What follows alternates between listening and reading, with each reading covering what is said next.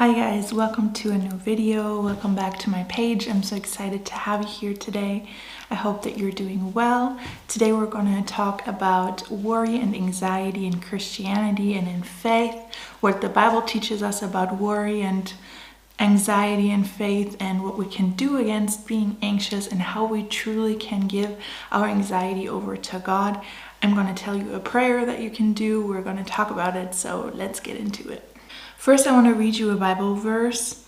It's Isaiah 35:4, and it says, "Say to those with fearful hearts, be strong, do not fear. Your God will come. He will come with vengeance, with divine retribution. He will come to save you." I have a lot to say about this topic, especially about anxiety, because I have had struggles with mental health and with anxiety my whole entire life. If you're new here, you probably don't know that I grew up in an abusive home. And due to being in an abusive home, I had a bunch of anxiety issues. And one of the biggest issues that I've had was that when I was 14 years old, I went to school and I had a panic attack, an anxiety attack, a panic attack. And it was horrible. And I thought that something was wrong with my heart, with my body. I thought, I just sat in class and my heart started racing so fast that I thought it was gonna explode or something. It was a really intense experience. I was grabbing onto my table. I thought I was gonna faint. I was hyperventilating, and I had to leave the class and go outside and sit in the yard. And I just was sitting there and I was like, what was that? That was so strange. And I didn't even know what had happened to me. It was such a strange experience. And after that happened that one time, which is very common with panic attacks, is that you combine the environment that this happened in with your panic attack. So every day when I went to school, I would be anxious of having panic attacks. And obviously I would have panic attacks because I was anxious to have them. So I was already starting the anxiety inside of me. And so it was only in certain classes that I would get panic attacks. I don't know, I would just go into a class and be like, oh, I'm totally going to have a panic attack here. I'm so scared. And I would work myself up into a panic attack every single time. But then when I would go home, I didn't have I had different anxiety issues at home, but let's just say I didn't have panic attacks at home. I just had panic attacks at school. And a lot of people suffer from this, and a lot of people get a lot of backlash when they talk about their mental health, their anxiety issues in the church or in a Christian environment, because we hear a lot of the time that people tell us, oh, your faith is just not strong enough. If you had a stronger faith, you wouldn't be dealing with these issues. You wouldn't have these issues. You're not a believer. You're not strong enough in your faith. And, Jesus will heal you. It's fine. Don't even worry about it. If you just have a stronger faith, then everything will go away. And that's not necessarily the case. I mean, it can be the case for some people, but for most people, it really isn't. I don't think that your mental health is connected to Jesus in a way where he will just make sure that you never have mental health issues. That's not biblical. Nowhere in the Bible does it say that if you just have a strong enough faith, you will never have mental health issues. A lot of people in the Bible had mental health issues, honestly. And yes, their faith helped them, which is nice, but not everyone gets instantly healed just by their faith. And it's just something that's not talked about enough. And also a lot of people, I have experienced this, and I know that a lot of other people experience this, where at night when you go to bed, you can't fall asleep because you're worrying. At least that's an experience that I've made in my adult life, that I can't sleep because I'm worrying, overthinking constantly. And a lot of people just don't know what to do about it. The Bible tells us to let things go and give them to God. But how does that even technically look like? That's the big question that a lot of people have. How do I do that? And I always like to do these things over prayer. So for example, when I will sit in my bed or lay in my bed and it's the nighttime, and I'll have horrible anxiety, or I'm just overthinking worrying about things that are in the future, worrying about things that I did wrong that day, or just anxious about certain events in my life, I don't know. Or I'll just have remembering stuff from the past that was traumatizing, that's keeping me up, that's making me anxious.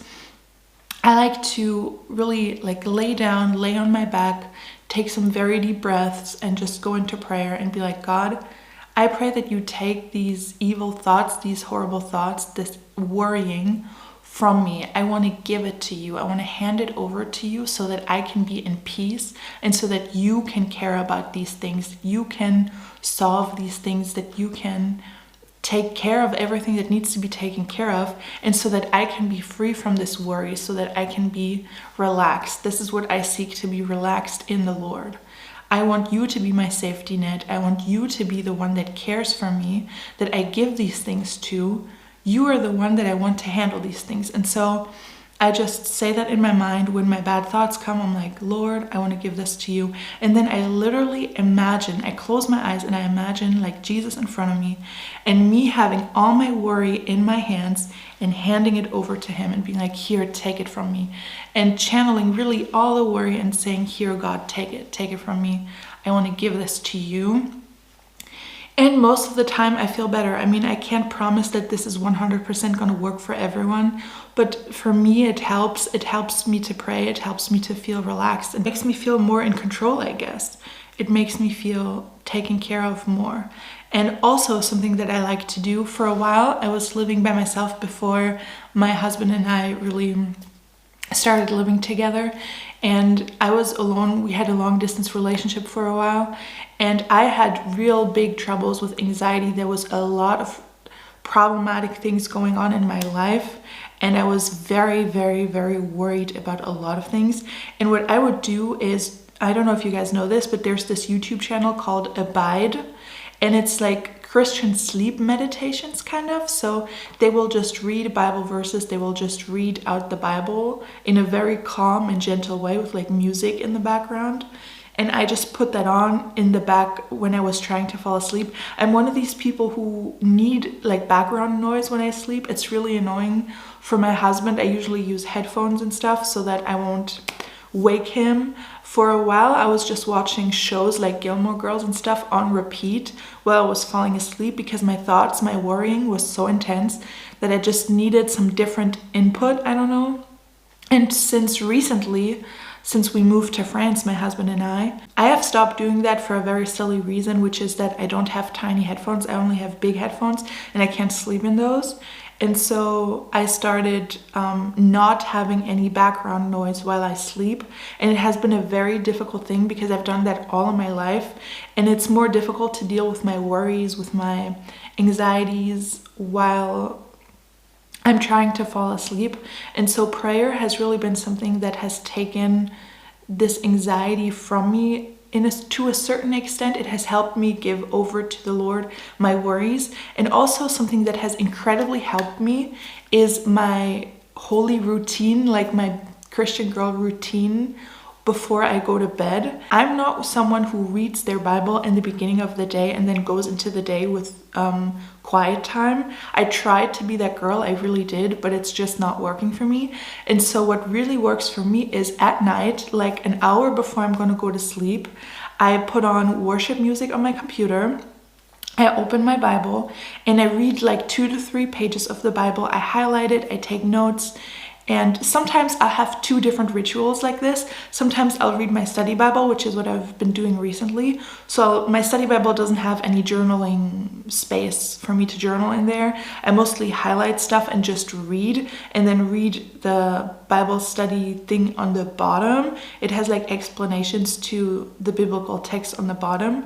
And so I'll read that, or when I'm feeling more active, I'll take my journaling Bible and I'll open the Enduring Word app. It's an app that is a Bible commentary app basically, but it's really, really great and a lot of people love it. So I can only recommend it. And I'll read the Enduring Word commentary and I'll take notes of the most important things in my journaling Bible. And I'll obviously also highlight stuff and draw in there and make little doodles in there and stuff. And doing this at night, also I set up, this is kind of unrelated, but also a part of this ritual, which is very important, is that I made a tea station in my room. I'm not a big tea drinker. I don't really like tea for that matter that much.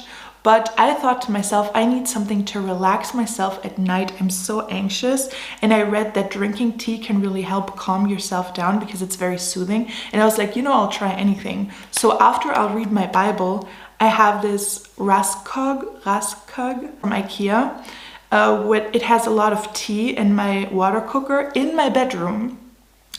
And I'll make a tea, nothing that has caffeine or tea or whatever it's called in it, but like just a like relaxing nighttime kind of tea.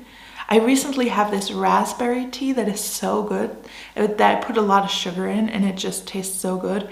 And after I'll read my Bible and I'm done Bible studying, I'll just drink my tea, I'll sit in bed, I'll pray in my head, and it's so relaxing. And this ritual, this Christian girl nighttime routine basically, has brought so much joy and so much enjoyment into this anxious time that really is the evenings, that really is the nighttime that's so difficult for me for some reason, because I worry and I'm so anxious. So this has really done a lot of good for me. And if you have troubles at nighttime or even in the daytime, I don't even know, if you have big worries, this could really help you. And I hope that this will encourage you to give your worries over to the Lord. I will read you another Bible verse, Isaiah 40:31. And it says, "But those who hope in the Lord will renew their strength.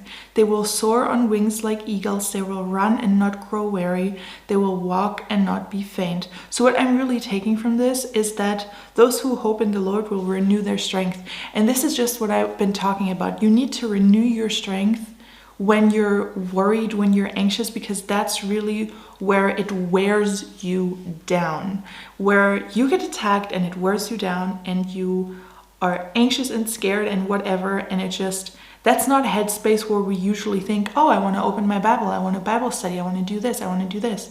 That's not a headspace where a lot of productive things can happen. But if you will have a good routine and you will renew your strength, that is really where you will be able to shine. And that is really the difficult parts of the day where God can help you. I'm not saying that you will be instantly healed. I'm not saying that there will be zero issues and that you won't ever be anxious again. That's not what I'm saying. But I'm saying it can help, and I hope that it will help you.